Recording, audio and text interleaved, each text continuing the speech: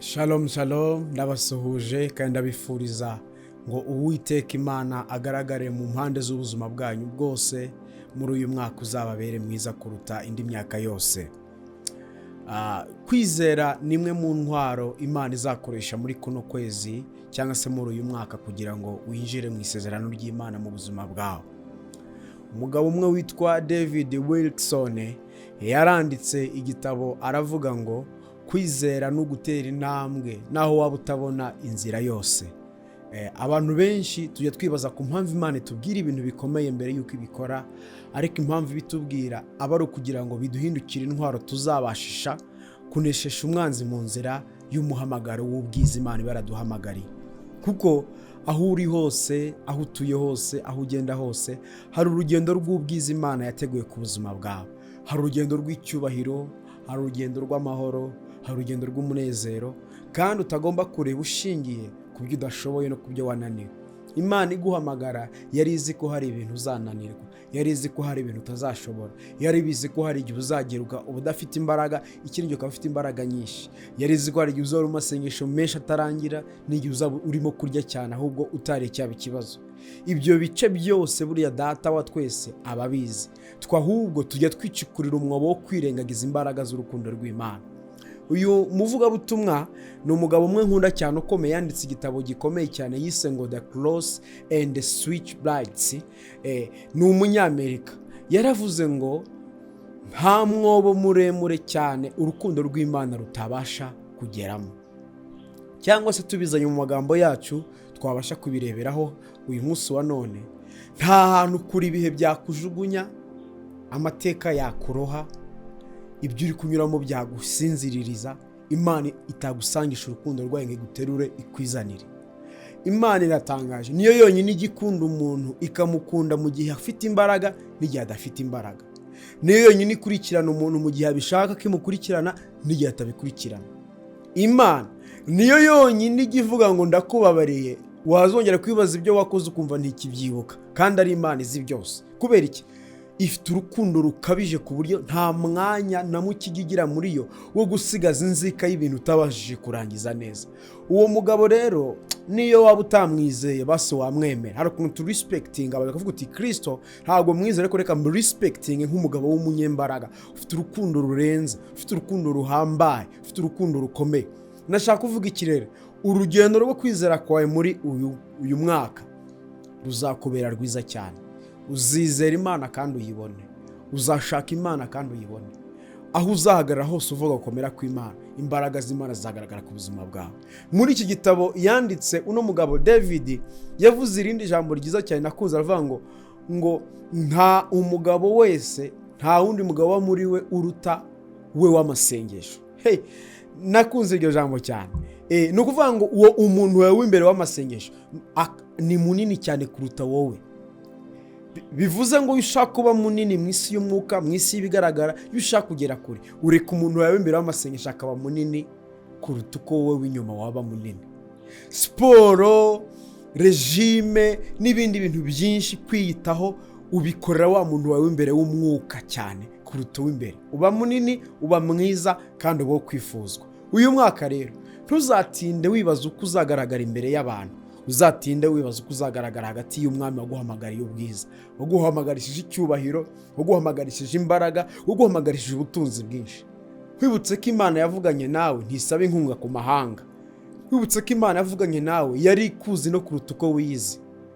Wibutse ko Imana yavuganye nawe yari izi ko uzaca mu buri kunyuramo, yari izi n'uburyo yategekeye ubuzima bwawe buzasohoka muri ibyo bihe.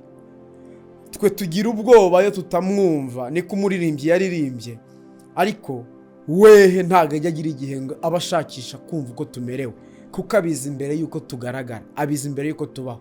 Kandi biravuga ngo yanaturemeye imirimo ikomeye, yaturemeye imirimo myiza muri Kristo Yesu. Burya uzajya uzirikana ngo hejuru y'ibyo ntashoboye hari ibindi byinshi Imana ishaka ko nshobora, kandi gushobora biri muri jyewe. Wambara imbaraga zo kumena ibihe, umena ibihome by'ibihe, umena ibihome by'amateka, umena ibihome by'intambara. Mu ntambara nyinshi unyuramo muri ubu buzima, urwane witeguye kunesha. Abaheburayo igice cya 11 harabanga icyatumye abakera bahamya neza, bari bafite bene uko kwizera. guhamya kwabo ntikwabagamo ngo sinzi. Ubundi mu bikomeye ntidutsindisha umubare w'amagambo menshi twumvisha abantu batubwira, nta nubwo dutsindisha ibintu twumvishije abantu batubwira aho ku Mana. Imana rero wizeye itegurira gutya hoya, ikidutsindishiriza mu bihe byacu bikomeye ni amakuru twe n'Imana twagiranye, ni ibiganiro muri gacaca twagiranyemo n'Imana, igiti ku giti cyawe n'Imana, kuko ibyo ni igitsika gifata umutima kigatuma utarehareha, kigatuma ubuzima bwawe butanyeganyega, kigatuma kwizera kwawe kudakurwaho na gatoya. Abakira bahamya ko bafite bene uko kwizera. 2025 ni umwaka w'ubwiza ku buzima bwawe, ni umwaka w'ubuhamya bwiza, ni umwaka uzagendanamo n'Imana unezerewe, ni umwaka uzaba enjoyable mu buzima bwawe, ni umwaka icyobo cyose waba waragiyemo. Yosefu bamushize mu cyobo, ariko ntibareze ko urukundo rw'Imana ruzamukuramo rumujyane rumugira umuyobozi wabo. Ahubwo ntutinde wibaza ku cyobo urimo, ntutinde wibaza ku bintu umazemo igihe ngo bikubere impamvu yo kureka kwizera uyu mupapa udasanzwe ufite urukundo ruri beyond ibitekerezo by'abantu. Renga ibyo byose, renga ibyo bimenyetso. Isi itanga ibimenyetso, ariko ijuru ritanga ukuri. Si igitangaza ko ubuzima uri kubaho waba uri kubona ibimenyetso byinshi bigaragaza gutsindwa ku buzima bwawe. Look beyond that. Reba kure y'ibyo ngibyo, renza amaso fact, ugere kuri reality. Reality ni Imana igiye itanga. Yes, reality ni ikintu kijya kiza nyuma ya fact. Ni ibintu biza nyuma y'ibimenyetso. Imana ikunda kugaragara nyuma y'ibyo bintu. Fact yari uko Lazaro yapfuye, ariko reality yari uko Yesu yahageze, no mu kupfa, no mu kunuka, no mu kuvuga ngo wimwegera harimo ubuzima. Renga fact isi gutanga ku buzima bwawe, ugire muri reality ijuru rimo ryatanze ku buzima bwawe. Erega nturi wo gupfa, erega ntago wowe n'urugendo rwe n'Imana byara. You are not yet with God. Ntabwo warangizanyije n'Imana. The deal you have been dealing with this mighty God has not ended. It is still and it is coming into the marvelous glory. Rero urenza amaso ibindi bintu byose. Imana yaguhamagarishije urukundo rw'ikibatsi, burning love. Oh hallelujah. Yaguhamagarishije imbaraga zidasanzwe, dunamise, imbaraga zitagerwa. Ntago wazigera, nta kigero kigera imbaraga z'Imana. Izo nizo rero zigiye gukora umurimo ukomeye muri uyu mwaka, nizo zigiye kukubashisha kwinjira mu mugabane wawe. Kareba abwira Yesu uti ntundebe ngo imyaka yagiye, nge singengwa n'imyaka, ngengwa n'Imana yatubwiye turi Kadeshi Barune. Buryo ko nari imeze zambaraga nizo ngifite. Haba ibihe bibiri bihora bishaka kugenga abantu, igihe umuntu yavutse n'igihe azapfira. Bandika itariki umuntu yavutse, yapfuye, bakanandika itariki yapfuyeho. Imana yafasha abera bayo ibashyira hejuru y'urupfu, ibashyira hejuru y'ubutware bw'isi, ibashyira hejuru y'ubushobozi bw'isi. Abwira ngo nimubeho nkanjye, nimubeho nk'utumana duto, nimube mu buzima bw'ubutsinzi. Nimubona no gutsindwa, menye ko nyuma yo gutsindwa hari ugutsinda. Yesu yafesinze urupfu ku musaraba, afesinga umubabaro, afesinga agahinda.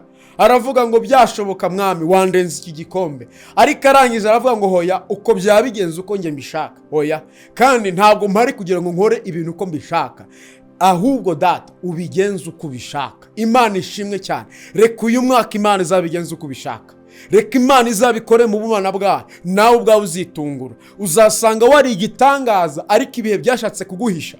Uzasanga urenze ariko ibihe byashatse kwereka ko utarenze. Urarenze ndetse byadanje, kuko imbaraga z'Imana ibeshaho ibyapfuye bikabaho ziryamye muri wowe. Urukundo rw'Imana ruryamye muri wowe. Ububasha, ubushobozi, ubwiza, icyubahiro niwo mwambaro Imana yakwambitse. Ntabwo uri uwo gutsindwa, uri uwo gutsinda. Urarenze, nkoresha ino mvugo y'iki gihe. Urarenze cyane, ndetse urarenze kuko ukuzura kose k'Imana, Imana yagushize muri Kristo, irangije gwa Kristo ngabe muri wowe nka Emmanuel. Urarenze ndetse cyane. Niwemera amagambo y'ibicantege aguca intege mu rugendo rw'agakiza. Ni urugendo rw'icyubahiro, ni urugendo rw'imbaraga, ni urugendo rw'ubwiza. Nta hantu kuri ibihe byagushyira Imana itagutereza urukundo rwayo ngikwinjize mu cyubahiro cyayo. Nta musonga n'umwe ukomeye Imana itakuraho ngo ishyireho ibyishimo by'iteka byose. Nta gisuzuguro, nta ntebe y'icyavu Imana itagukuraho igushyira ku y'icyubahiro abantu batangaye. Kandi uyu mwaka uri mu bantu 5 bazatungurana mu isi. Kansubiremo ntago wari ubyumvishe. Muri uyu mwaka uri mu bantu 5 bazatungurana mu isi mu neza y'Imana. amen. Shalom shalom, ugubwe neza.